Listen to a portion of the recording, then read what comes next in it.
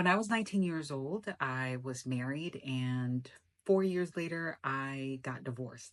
And now that I'm a psychologist that works with couples exclusively, I've learned so much about relationships that I wish my 19-year-old would have had.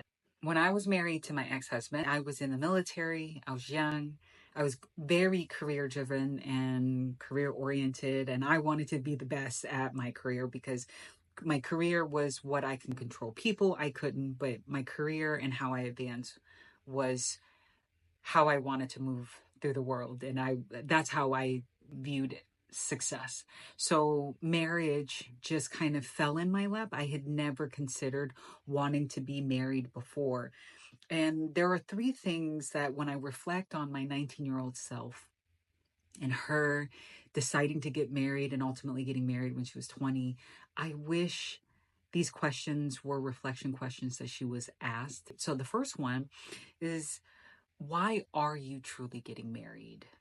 Um, if my 19-year-old self would have said, oh, it's because I feel like this is a good step, or it feels good, I love him.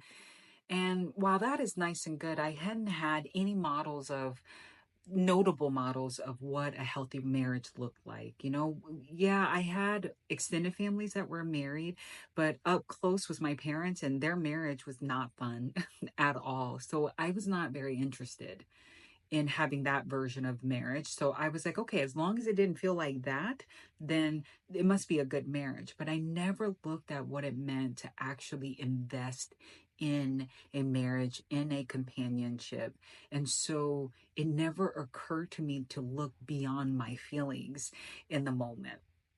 Number two is all about my vulnerability. So as I said before, I was in the military, and I happened to work in a career field where it was a male dominated industry.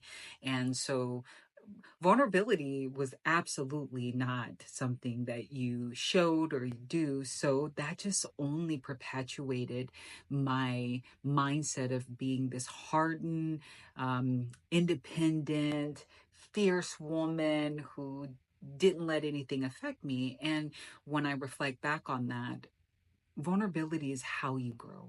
And to have access to that part of you, the softer, the more concealed parts of you, you can not only grow, you can also have a closer connection. And I most certainly didn't allow myself that.